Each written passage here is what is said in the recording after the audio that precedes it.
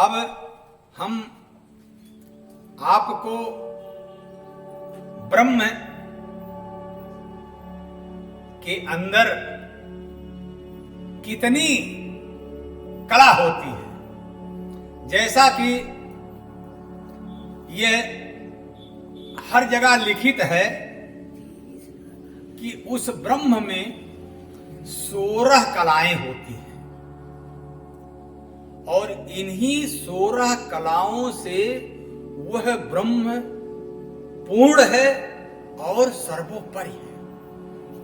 वह 16 कलाएं कौन सी है, हम आपको बताने का प्रयास कर रहे हैं। ब्रह्म की 16 कलाएं, इन 16 कलाओं से वह ब्रह्म पूर्ण रूप से सर्वशक्तिमान और सर्वोपरि है। जैसा कि आप लोगों ने सुना होगा, कहते हैं कि एक कला का कोई पैदा होता है, 2 कला का कोई पैदा होता है। रामचंद्र जी 12 कला के पैदा हुए थे और भगवान कृष्ण साक्षात पार ब्रह्म की 16 कलाओं से परिपूर्ण होकर पैदा हुए थे।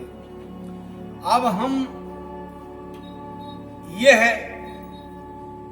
बताना चाहते हैं कि वह 16 कलाएं कौन कौन सी हैं और उसका क्या अर्थ है।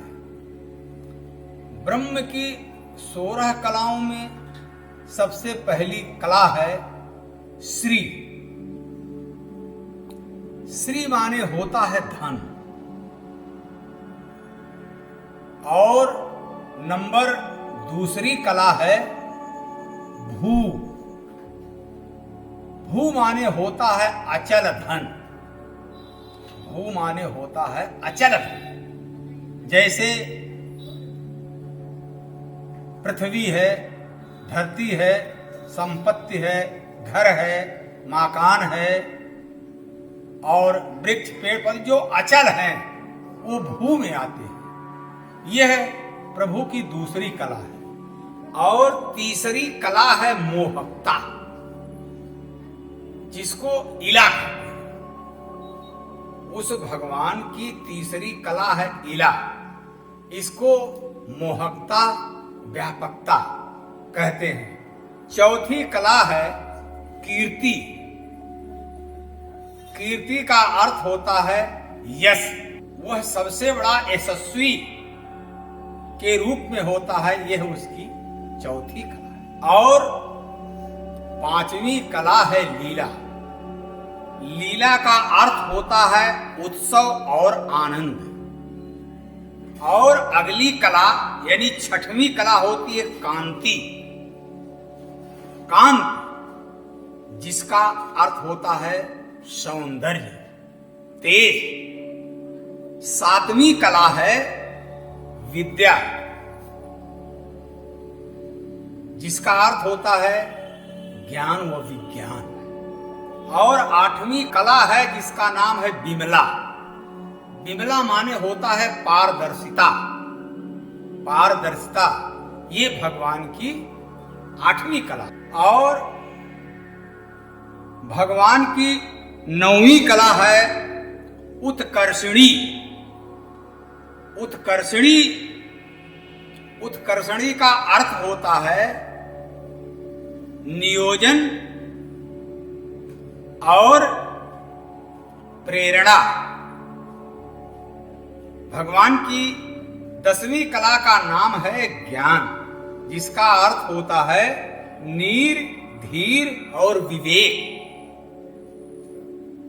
और भगवान की उस ब्रह्म की 11वीं कला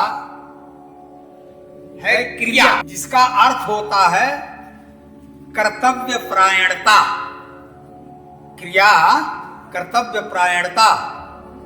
और 12वीं कला उस ब्रह्म के अंदर होता है योग, जिसका अर्थ होता है चित्त लय। योग चित्त लय, चित्त में लय होना ही योग कहलाता है। और इसके बाद 13वीं कला है प्रहवी। प्रहवी, प्रहवी का अर्थ होता है अत्यधिक विनय। अत्यधिक विनय प्रहरी कहलाता है। यह ब्रह्म की कला है। इसके बाद उस ब्रह्म की 14वीं कला होती है सत्य। सत्य का अर्थ होता है यथार्थ। यथार्थ ही सत्य है।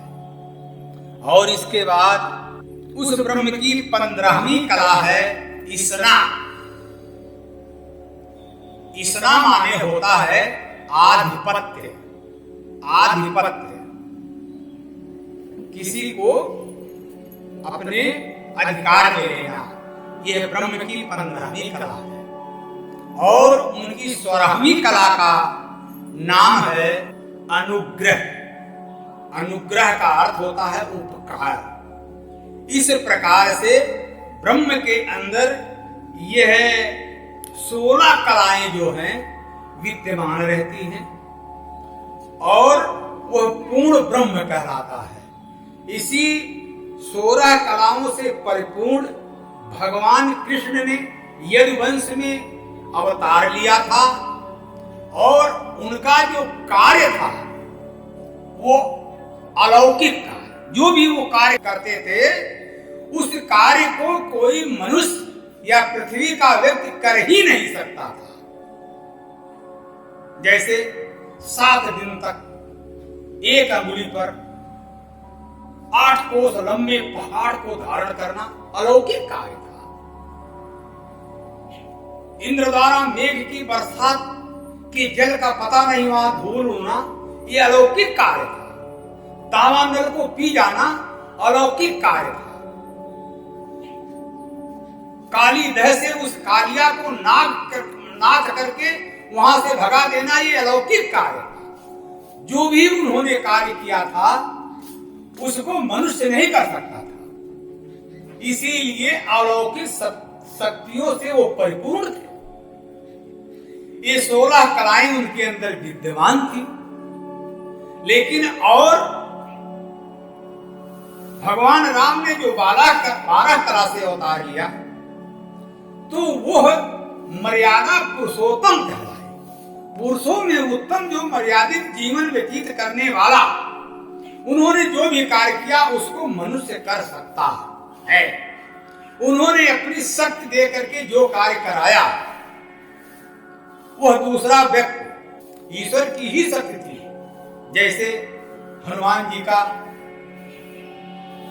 लेकर के पर्वत लक्ष्मण के शक्ति के समय इतनी दूर से इतनी दूर ले आना, भरत का भी मुकाबला करना और समय से आ जाना, ये भगवान की शक्ति हनुमान जी के अंदर निहित थी। इसलिए भगवान ने स्वयं जो भी कार्य किया है वह मनुष्य के अनुरूप, यानी मनुष्य उसको कर सकता है, ऐसा ही कार्य उन्होंने किया। अलौकिक कार्य ऐसा नहीं किया। अलौकिक कार्य दूसरे के द्वारा कराया गया। जैसे नलनील के द्वारा पत्थर को समुद्र पे तैरा देना, वो पहाड़ बना देना, हनुमान जी को वहां से वहां बुला लेना, और भी तमाम ऐसे कार्य हैं उन्होंने जो किया वो लौकिक किया, अलौकिक नहीं किया। उन्होंने जो कार्य किया उसको मनुष्य कर सकता है, श्रेष्ठ मनुष्य। इसलिए मर्यादा पुरुषोत्तम, पुरुषों में उत्तम, मर्यादित रहते हुए जो मनुष्य के कार्य के अनुरूप हो वही कार्य उन्होंने किया। उनको 12 कला। हमने एक आध बार कुछ लोगों को इसका गलत अर्थ बताते हुए सुना, हमने उसका विरोध नहीं किया। सुन करके हमने यही कहा कि अपनी रोटी और रोजी के लिए इस प्रकार का भाषण दे रहे हैं, उसमें त्रुटि क्यों पैदा करें। लेकिन वास्तव में कला का अर्थ ये है, कलाएं ये है। सूर्य की 12 कलाओं से राम का अवतार कह देना ये उचित नहीं है, क्योंकि ब्रह्म की 12 कलाओं से भगवान श्री राम उत्पन्न हुए थे और ब्रह्म की 16 कलाओं से परिपूर्ण भगवान श्री कृष्ण यदुवंश में उत्पन्न हुए थे, चंद्रवंश में उत्पन्न हुए थे। ये कलाएं ब्रह्म की हैं जो उनके साथ थी। 16 कलाओं के साथ कृष्ण ने जो कार्य किया, अलौकिक कार्य किया, और 12 कला के साथ जो भी रामचंद्र जी ने काम किया वह मनुष्य के लायक मर्यादित पुरुषों में उत्तम कार्य करने वाला था, इसीलिए वो मर्यादा पुरुषोत्तम श्री राम कहलाए।